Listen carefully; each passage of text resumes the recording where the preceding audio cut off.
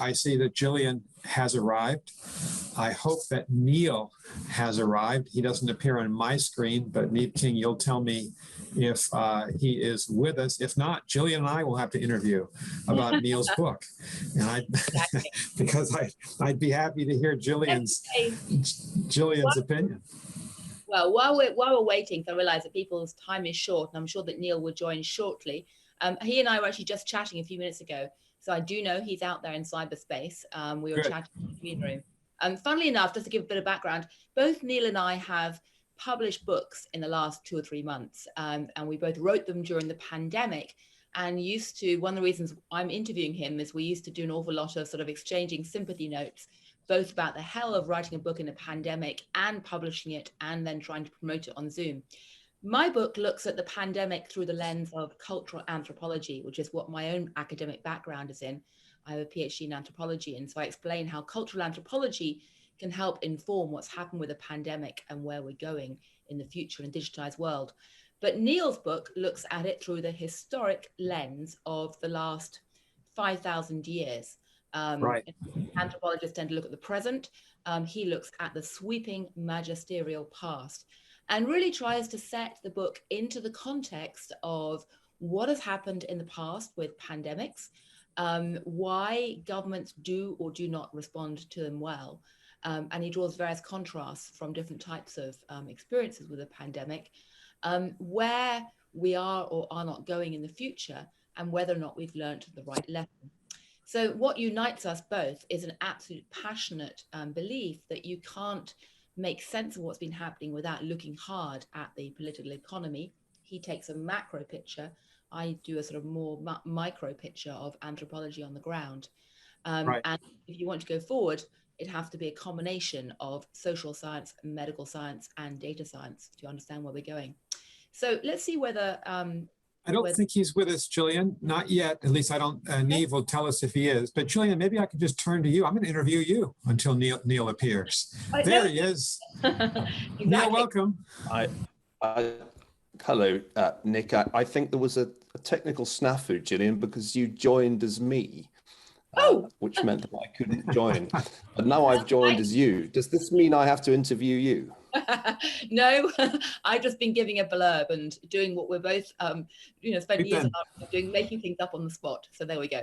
But, Niall, we've been filibustering as we arrive. I just want to say one thing. Niall, I gave you a very long, dramatic, fulsome introduction as historian, public intellectual, chronicler of globalization, biographer of Henry Kissinger. I praised you for your ability to challenge conventional wisdom. And I noted that you're a professor, a senior fellow at Stanford and senior fellow at my university, Harvard University. So welcome. And Gillian, welcome to you. Take it away. Thanks, Nick. Thank you. Well, listen, Niall, great to see you zooming in by cyberspace. And I just explained that basically we've both been writing books. I've been trying to frame the pandemic in a kind of on the ground, micro, immediate anthropology perspective. You've been looking at it through the sweep of history and trying to set the pandemic in context. What are the key sort of, bullet points from your book in terms of how we should try and look at COVID within the lens of history? Because there's a tremendous temptation to think this is the first time it's ever hit, this is the worst, this is all some kind of unexpected shock. And one of the key messages from your book is that it's not. That's right, Gillian. One of the stranger things about the COVID pandemic is that it was predicted multiple times, almost on an annual basis. There'd be a TED talk foreseeing a pandemic. And yet when it struck, we were very surprised. So in Doom, I argue that it went from being a gray rhino to being a black swan. And this is one of the hard things to explain. It's particularly hard to explain for the United States and the United Kingdom, where we originated, because on paper, those two countries were the best prepared in the world for a pandemic, according to a 2019 survey that was put together by the Economist Intelligence Unit.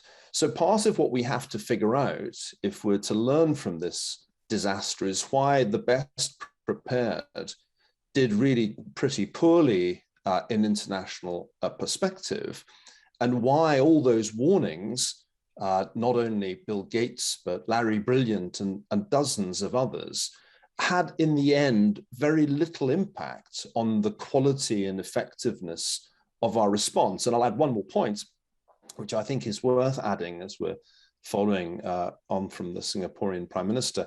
It's not as if there weren't countries that did much better. And we can see, if one looks into Asia, that last year, a number of countries did very well indeed at containing the initial spread of the virus. I'm thinking here of Taiwan, I'm thinking of South Korea. Singapore also did quite well. And so we know that the US and the UK could have done much better. And I don't yet think that we've come up with a good answer to the question, what went wrong? I think the facile answer, which I've heard many times, is that populist leaders did a poor job. And that's a very attractive, simplified explanation. I'm not sure it's convincing. And in fact, I think if we conclude that Donald Trump was the point of failure in the United States and having got rid of him, we'll therefore be okay when the next disaster strikes, we're drawing a very dangerous and rather complacent conclusion about what went wrong. Well, I strongly agree with you. I mean, I wrote a column myself about 18 months before the pandemic, warning that pandemics and epidemics were the new area of social silence, to use a concept that I develop in my book about anthropology. It was a place where everyone was so blinkered and had blind spots. They just kind of agreed through cultural patterns to ignore. Obviously now everyone is scrambling to learn lessons, but there's been incredible reluctance in the initial stages amongst the US government and Europeans to learn the right lessons, even from Asia, never mind West Africa and a story like Ebola. Did you go around trying to tell people in the early months that they should look to history, even recent history, to try and learn the right lessons from places like Singapore? Yes, I was in the strange position of sharing a name with an eminent epidemiologist, the other Niall Ferguson at Imperial College London, and he did get a good deal more airtime than me. It was his report in March of last year that became the basis for lockdown policies on both sides of the Atlantic. I was running around from January trying to persuade people that a global pandemic was happening and that there were some smart ways of dealing with that. Larry Brilliant made the point years ago, and as an epidemiologist, he is in the very first rank, played a key part in the eradication of smallpox, an extraordinary man. And he taught me before COVID struck that the key with a novel pathogen is early detection and early action. So at the World Economic Forum back in January of last year, you and I were both in Davos. I was trying to get people to pay more attention to this strange new disease in Wuhan, because at that point, of course, the agenda was dominated by climate change. Now, this brings me to another important point about doom, which I think is very relevant to the Aspen strategy group. A pandemic like extreme weather arising from climate change is one of a number of disasters that can strike us without much warning. And I think we have to grapple with the problem that disaster takes multiple forms, and we're not very good at coping with all the different forms that it can take. We like to focus on one disaster and think a lot about it. That's currently happening with climate change. But if you think only about that one form of disaster, you may take your eye off another faster moving threat. And so part of the problem for policymakers is that, and this is really the key theme of doom, disasters keep on striking. I mean, in many ways, history is just one damn disaster after another, and they're not predictable. You can't really say with any degree of confidence what the probability is of a really large earthquake in the northwest of the United States. You just know that it's something that could happen. So these things lie in the realm of uncertainty, and they're not very easy for us to think about because they're not normally distributed like, I don't know, car accidents, which is the kind of disaster many of us encounter in our personal lives. They're either randomly distributed or they're governed by power laws. And so I think we have a big cognitive problem in thinking about disaster, which is why the grey rhinos that we think we see coming turn into black swans when they actually strike. So a major problem for policymakers is that they don't have a particularly good handle on the full suite of the full range of disasters that can strike. And one other point, which I think is important, is that we draw a false distinction between natural and man-made disasters. And this actually leads to policy error too, I think. Now, I borrowed this idea from Amartya Sen, the Nobel Prize-winning Indian economist, who made the argument many years ago that famines were actually man-made rather than natural disasters. But I came to realize, writing Doom, that actually this applies to more or less every form of disaster. Even if its origin is natural, the way we handle it determines what the excess mortality is. And COVID has illustrated that very well. So I think this is a major challenge. And the more I've reflected on it, the more I've realized that, particularly in Western democracies, we have the wrong approach to the problem of disaster. And it results in pseudo preparedness, what I'll call the sort of bureaucratic form of preparedness. You as an anthropologist will know that if you get people together in a government agency and tell them, draw up a pandemic preparedness plan, they will do that. And it will be quite long, and there'll be an accompanying PowerPoint deck. The trouble is that it won't necessarily work. And I think the real lesson for me of 2020 was that we had plans. We had any number of plans on both sides of the Atlantic, but they disintegrated on contact with an actual pandemic. Well, I'd agree. I mean, in many ways, pandemic preparation plans are like these ritual artifacts that the tribe of bureaucrats comes together and uses as a sort of, leitmotif. And, in many ways, what I argue in my book is that one of the key problems is that the last 50 years have been all about developing intellectual tools and processes based around tunnel vision. And what's desperately needed now is lateral vision, anthrovision, and wider vision. But I'm curious, is this ability to become more flexible, more creative, to have more lateral vision, to learn from history? Do you have any sense that governments today are learning from that and will be better prepared to deal with either the Delta variant and or other issues like climate change? And if so, which places are doing better in your view right now?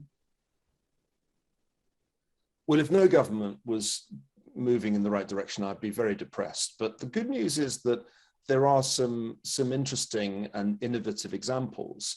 I'll take Taiwan first, at the risk of getting into trouble for talking about Taiwan at an international forum. But in my view, Taiwan has really pioneered a highly intelligent use of technology in a whole range of different areas. And Audrey Tang, the digital minister there, deserves a good deal of the credit. The idea is that you can make government more responsive to and accountable to citizens if you use technology, if you use software platforms.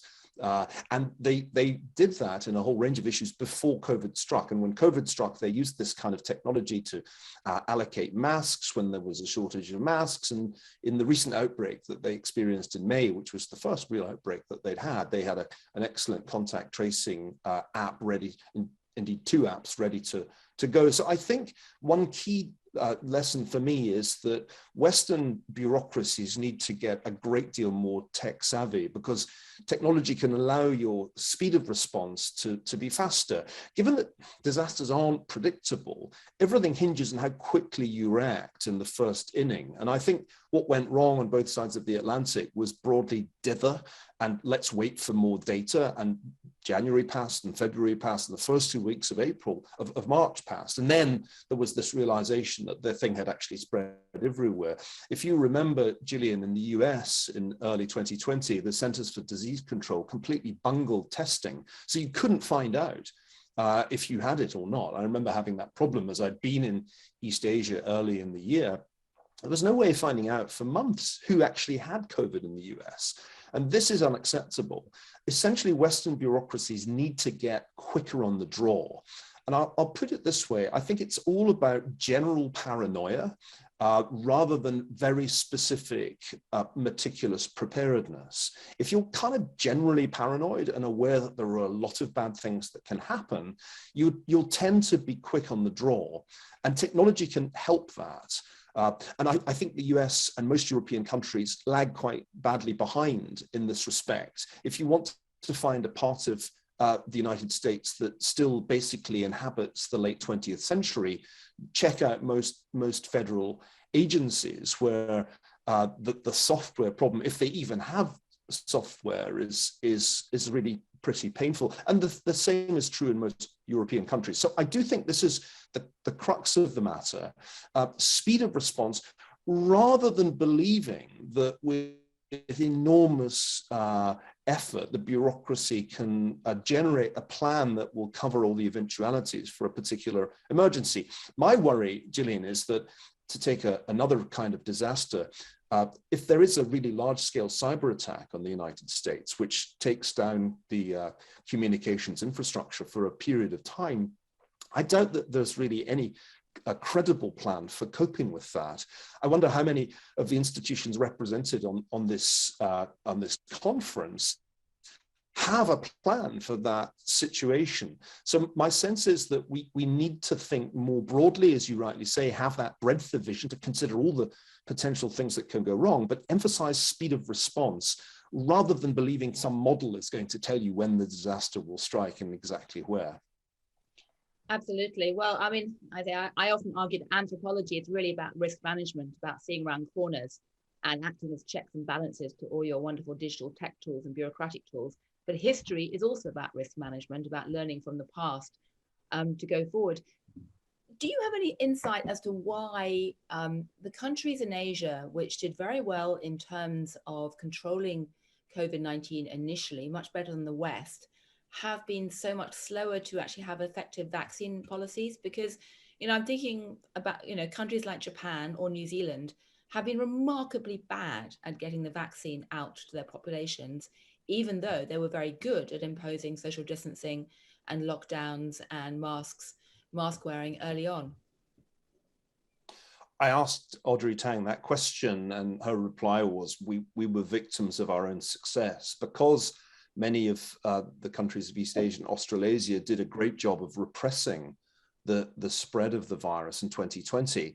They really failed to get themselves in a position to do large-scale and rapid vaccination. And this is the paradox of this disaster, that those that did badly with containment, including the US and the UK, did really well when it came, at least initially did well when it came to vaccination. If you're going to get one thing right in a pandemic, it's find a vaccine that has high efficacy and get it into people's arms. And that's something that went much better in the Western world. Now, I look back on Doom, which I was finishing a year ago, before we even had phase three results of the major vaccines. But my bet then was that the Western mRNA vaccines would be really good. And that's turned out to be right. And it's been extraordinarily important. Imagine, Gillian, a world in which the vaccines had not had high efficacy, or if the only sort of efficacy was the kind of efficacy we see with the Chinese vaccines, which is much lower than for the Moderna and Pfizer-BioNTech vaccines. We would be in a much worse place. And a year ago, one just couldn't have absolute certainty about how this would turn out. So I think, to give some credit to the Western world, which could do with it after a pretty grim 18 months, the enormous success of the vaccines is really the most important takeaway for me. We know what a pandemic without vaccines looks like. And I've been thinking a lot about this. It's funny, we forget that we've lived through in our lives a worse pandemic than COVID. And that worst pandemic was HIV/AIDS, which to date has killed more than 30 million people around the world. And of course, there was no vaccine, and indeed it took ages to come up with the antiretroviral treatments that began to reduce significantly mortality from HIV/AIDS. One of the worries I have, Gillian, is that we could replay the history of HIV/AIDS in the following way: that we get vaccination, successful vaccination in the developed world, but we then fail to get that vaccination to be widespread in the rest of the world, in the developing world. And then the death toll continues to mount, but we stop paying attention to it. That's what the history of HIV/AIDS looks like. The real peak of death in the world as a whole, particularly in Africa, comes long after the issue had ceased to be the leading public health problem in the United States and other Western countries. So I think we failed to learn lessons from that experience too, as well as from the other disasters that we've kind of been amnesiac about. Absolutely. I mean, the inability to ignore lessons from the past is just astonishing. I mean, the one that I sort of write a lot about is Ebola in West Africa, where it became incredibly clear after 6 months that you cannot beat pandemics just with medical science. You need behavioral science too. And once they learned that in West Africa, the tide turned, but people ignored that for such a long time in the first early months of COVID. I mean, it's shocking. But we have a very interesting comment from Hernan Belangran, which points out that he's a hard science, well-trained scientist who's been overwhelmed by the US citizens' lack of science-based facts and information and the large-scale denialism regarding the pandemic, including vaccine policies. Brazil's had the same pattern again. So that raises a very interesting question. Did you expect the scale of vaccine resistance we're now seeing in the US? Is there any way to counter it? And is that issue of behavioral science going to be the big blockage to the medical science advances as we go forward, or not? Yes, I did expect it. And Hernan, you'll be glad to find that in Doom, I talk a lot about the return of magical thinking. And I think this is partly because of a certain complacency in the scientifically literate community, an assumption that science is winning, has won in fact, which led us to underestimate the extent to which magical thinking has made a very successful comeback with the help of the internet and particularly of social media. My friend at Stanford at the Internet Observatory, René de Rester, did some really good work on networks of anti-vaccination sentiment before the pandemic happened, because she encountered this movement when she moved to San Francisco from the East Coast. And when I was writing my last book, The Square and the Tower, I spent some time talking about why a particular version of the world, which is distinctly magical and non-scientific, should own such large online real estate. The network was already very large before the pandemic struck. And these networks of conspiracy theories overlap and interlock. So the same kind of people who have been opposing vaccination were also peddling snake oil therapies for the virus. And before that, were claiming that the virus itself was a hoax. It interlocks. And when you graph the networks, you realize what a huge problem we encounter. Here's the United States, which was able to make vaccines available to its adult population really pretty swiftly. And yet we have 28% of adults saying that they won't get the vaccine. And when you drill down, as a recent YouGov poll did, and you ask, well, why not? A really large proportion, maybe as many as half, say it's because they think the vaccine will be used to implant a microchip in their bloodstreams. So Hernan, magical thinking is alive and well. And it's one of the paradoxes. This is a question for you, Gillian, as an anthropologist of our time. Why did the triumph of science in the academic world, its triumph over religion in the secular age of the 19th and 20th century, prove to be ultimately an incomplete victory? Because even with the decline of religious belief and observance, we have seen a rise of new forms of magical thinking. And it seems as if the internet provides an extremely good host, particularly with social media platforms such as Facebook, for magical thinking.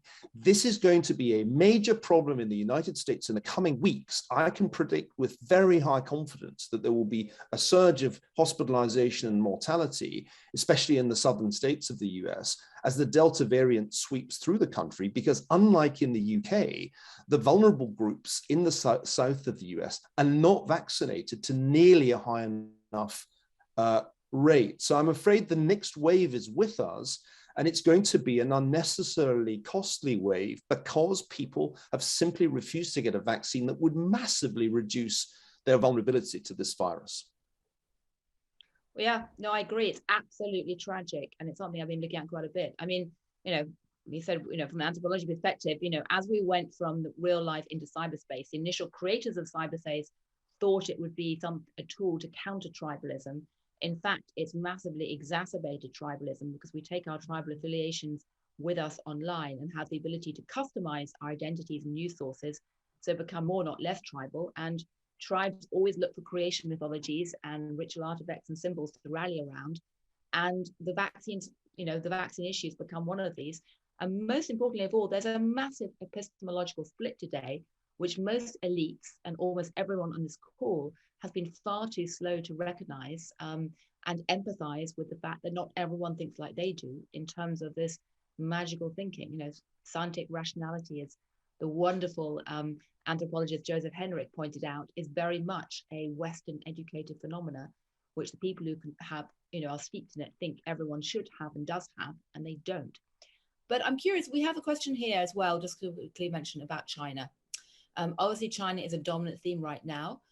Mainland China have checked the spread of the virus astonishingly well. What should the West learn from that? And will this success continue? Or rather, what should the Well, I see Zindia's comment is quite strongly worded, as those who follow the chat will see. What the West did learn from China's approach last year, and in fact, I think it was an unfortunate lesson. The other Niall Ferguson argued that the Chinese approach, which was drastically draconian lockdowns, was the right approach.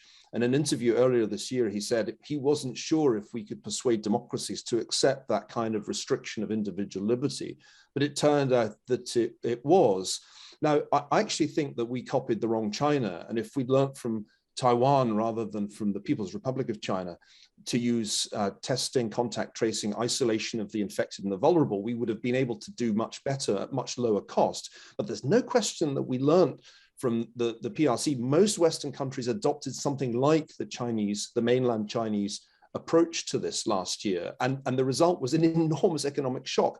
I know we're running out of time, Gillian, but let me just make the point that the real historical significance of COVID is not actually the excess mortality, which doesn't really put it in the top 10 of historical pandemics. It's the economic shock that has had all kinds of ramifications that we will still be living with next year and beyond. And I don't just mean the inflation risk that has clearly been created. I'm also talking about the social destabilization and political destabilization that the pandemic has caused. So no, I think we've been learning from the Chinese experience, and it's also worth noticing that it's very important that countries that use the Chinese vaccines, I'm thinking here of Chile, for example, have found it much harder to contain the virus because the efficacy of those vaccines is significantly lower.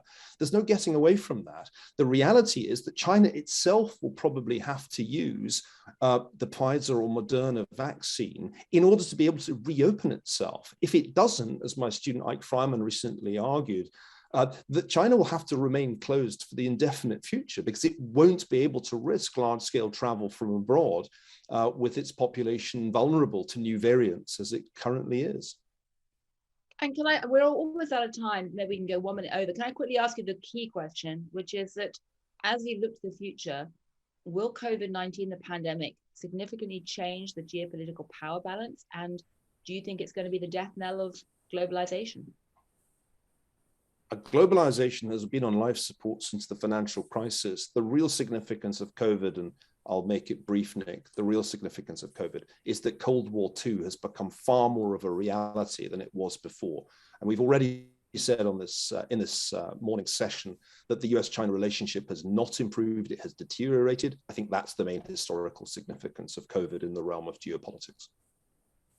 Well, thank you, Niall. As always, fabulously interesting. The book is absolutely brilliant. I recommend anyone who's watching to go out and read it to get a sense of history and how to frame events, both looking back in the last 18 months and looking forward. So thank you very much indeed. And then handing back to Ambassador Burns. Gillian and Niall, thank you very much. I want to thank both of you for this conversation. If you haven't read Gillian's new book, Anthrovision, A New Way to See in Business and Life, you should. And as we said before, Niall's book,